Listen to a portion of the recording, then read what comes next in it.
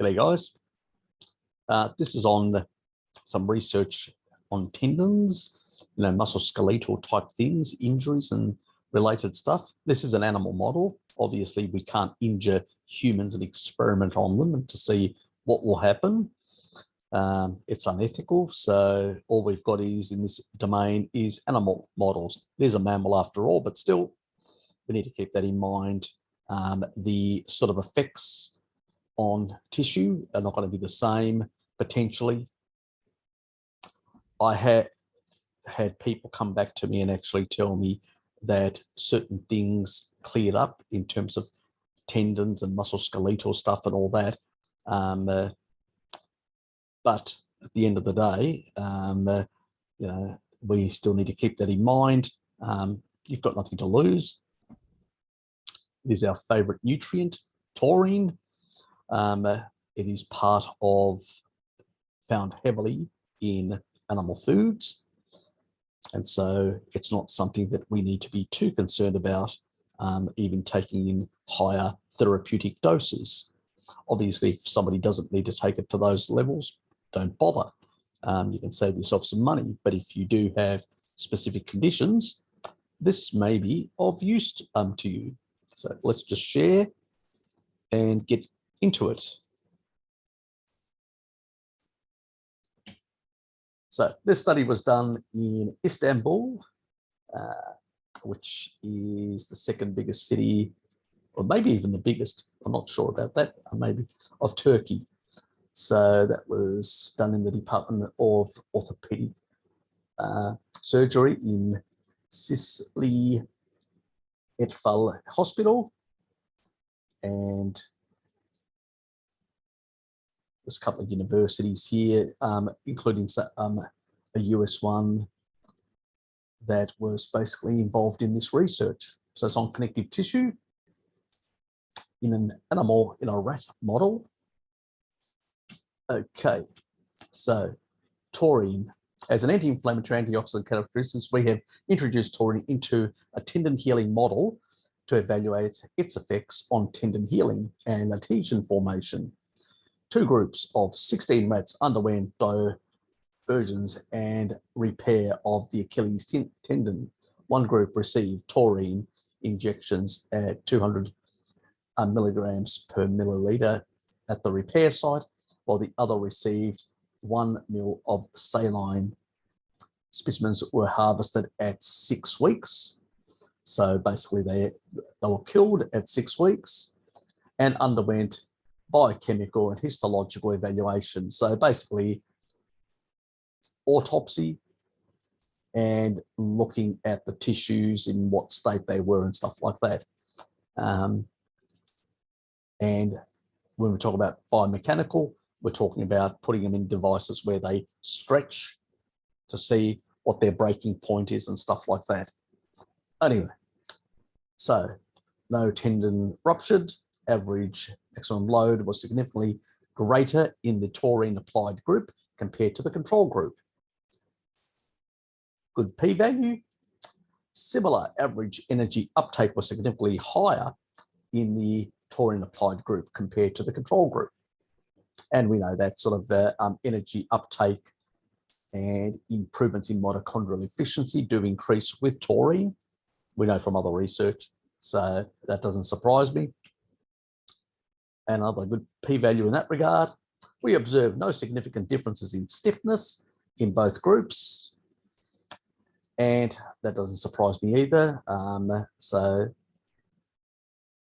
there wasn't any change in the tissue, because normally what taurine does, we know it can remodel back to what it should be, what tissue should be, like the heart. If it left ventricular grows too much, it'll remodel it back to what it should normally be based on our genetics, that the heart should have the chambers in those proportions and stuff like that. So it actually protects tissues from distorting. That's probably that osmotic effect that it's doing it that way. I suspect that it's actually affecting the tissues in that profound way. Anyway, After histological assessments, we found fibroblast proliferation, edema, and inflammation statistically decreased in the treatment group. These findings could indicate greater tendon strength with less adhesion formation. So we don't want sort of fibrotic type formations to happen. And taurine may have an effect on adhesion formations. So improving the way those are, which is good news. So delayed tendon healing and tendon adhesion are still found to be amongst the complications that occur most often after tendon repair. So as you can see, the healing of the tendon is delayed. So when they do surgical type interventions and stuff like that, tendon adhesion are still found to be problematic, and occurs mostly after such repairs. After tendon injury, the process of healing or tissue repair starts. This process begins with a local inflammatory reaction characterized by edema, vasodilation in the tissue, and tendon pain on the movement and at rest. In addition, the recruitment of inflammatory cells and the production of humoral mediators such as cytokines and eicosanoids occurs locally. So eicosanoids are from PUFA. And taurine was so named because I don't know why they needed to explain the reason for the taurine. Was first isolated from ox bile. Yeah, I've told you about being one of the most important sulfur amino acids for the production of bile. The modern era of research on taurine may be considered to have been introduced by blah, blah, blah, this person, Jacobson and Smith, back in 1968. And since then, the increase in the range of phenomena which taurine has been associated have been a little sort of astounding. Coachy, exactly. I've been telling you guys, more and more you're looking into taurine, the more positive effects you see. Taurine is a powerful antioxidant. We know that. Has been seen in vitro. Taurine decreases CD11B receptors in neutrophils, preventing the creation of induced glucose formation, apoptosis of endothelium, protecting tissue, that is, of the endothelium from the effects of the negative effects of glucose in the bloodstream. So another reason why I basically adopted it very early for my cardiovascular issues. These effects can minimize inflammation and scarring in the injured tissue. Very important, scarring, reducing, the fibrotic tissue that I talk about, which basically it improves the healing effect. Previously, we also presented the effects of 200 milligrams per kilogram taurine on ischemia, reperfusion injury, which is a heart conditions. After you've had a heart condition, like a heart attack or whatever, sort of the reperfusion that actually happens can actually cause more injury. Well, taurine can actually blunt that injury. So the best thing you could give people right after a heart attack is taurine. It's, again, like in strokes as well, really stops that reperfusion sort of damaging effect to the brain. So it's, if you know someone in your family that's just had a heart attack or just had a stroke, get bloody taurine in them. It's really important. This study investigates the effect of taurine on tendon healing in rats and presents a model of Achilles tendon repair. Yes, our lovely, lovely rats. So basically, if you're looking at somebody with a 70 kilogram weight, 200 times 70 kilos is basically 14 grams as a therapeutic level in this model.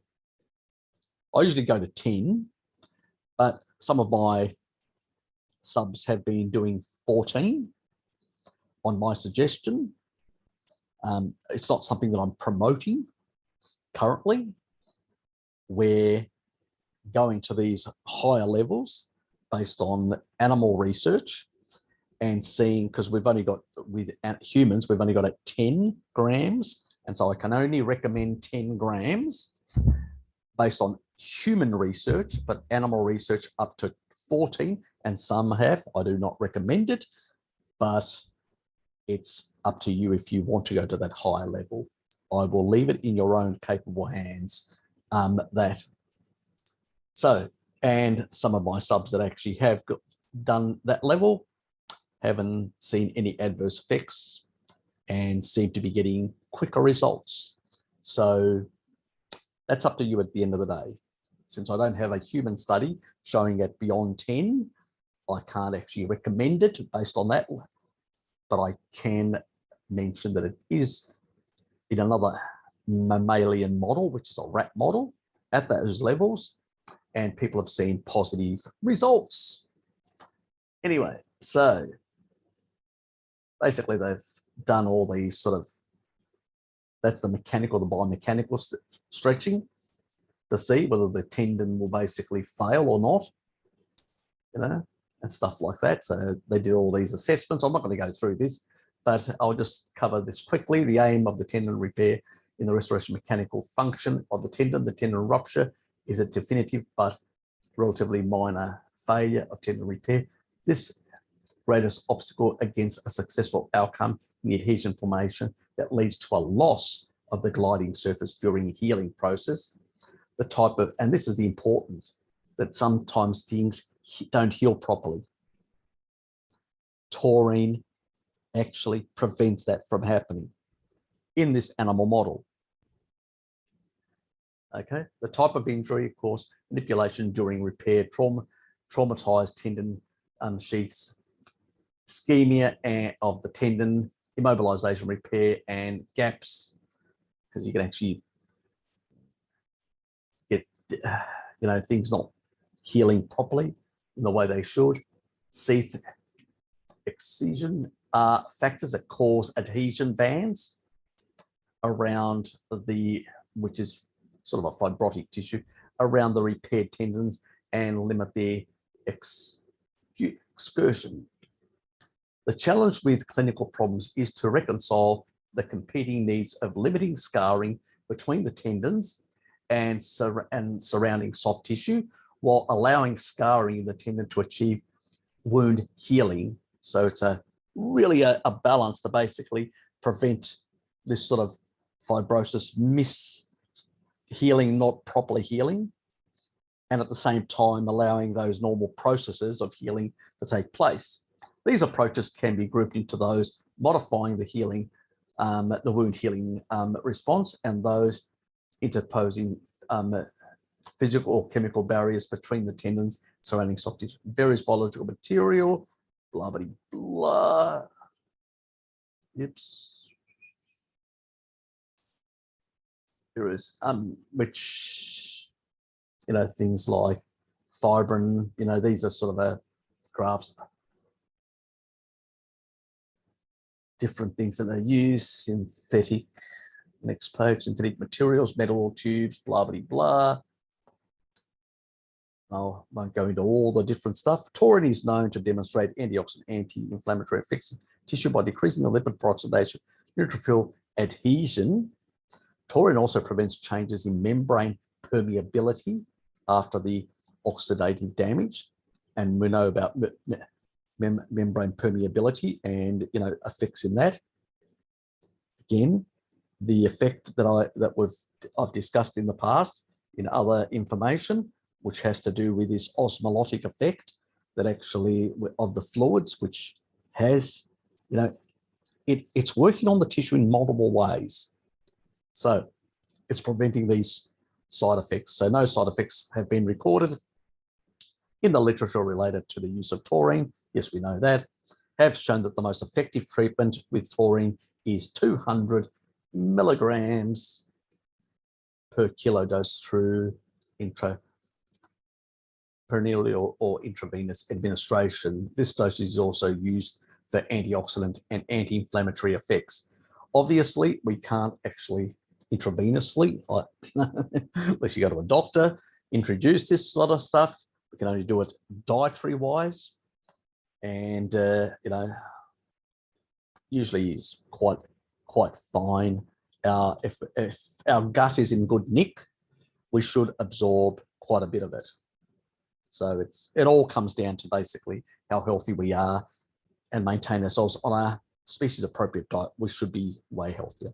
Our study examined the effect of taurine on tendon healing, the parameters: maximum load, energy uptake, very important, maximum stress was significantly increased in the taurine group. Very important.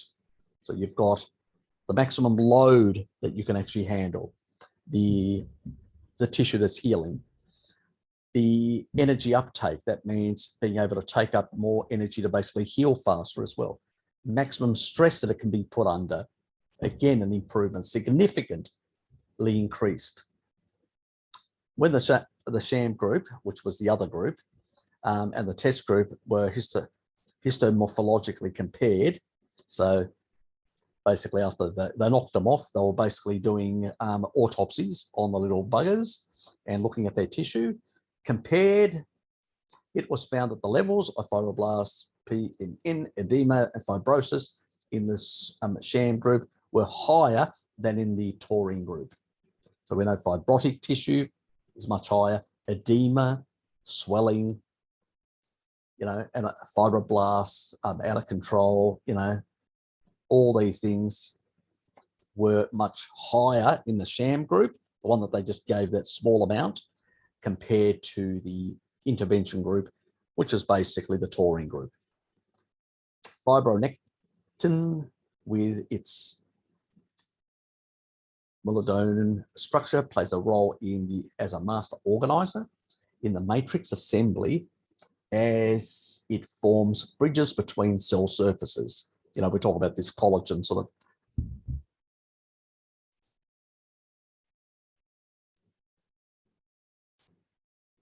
receptors, integrin, and compounds such as collagen, proteoglycans, and other focal adhesion molecules. It also plays an essential role in the assembly of fibrillin 1 into a structured network. Laminis contributes to the structure of the extra matrix and modulates cellular functions such as adhesion, differentiation, migration, stability of the phenotype, and resistance towards apoptosis. So without going into the rest, people can actually look at the study. These authors have got no conflict of interest. So they're not out there doing this for a supplement company or anyone else. They're just basically doing just basic mechanistic research in a rat model and looking at if you induce a tear to the Achilles tendon, cause this sort of tendon issue, will basically taurine at therapeutic doses, which they consider 200 milligrams per kilogram, which in the per pounds is 90.7. So just let me put it on the screen just to make it completely clean. So per kilogram, it's 200 milligrams, and per pound, it's 90.7 milligrams. Okay, so if we're looking at somebody 150 pounds as an example, so times 150 pound person, or do 154, which is 70 kilos, it's basically about 14, as you can see, approximately. It's rough, and it's the same thing on 200 times 70. That's the small amount, the decimal place stuff. So 14 grams. So basically, when you're dealing with kilograms, it's 200. when you're dealing with 1 pound, it's 90.7 and a bit, 0 something, 0.1 or whatever. So that's basically what you need to, as a therapeutics in that regard. I usually recommend about per kilogram. So let's just, what I'm taking currently, which is 4, so 90.7, just to,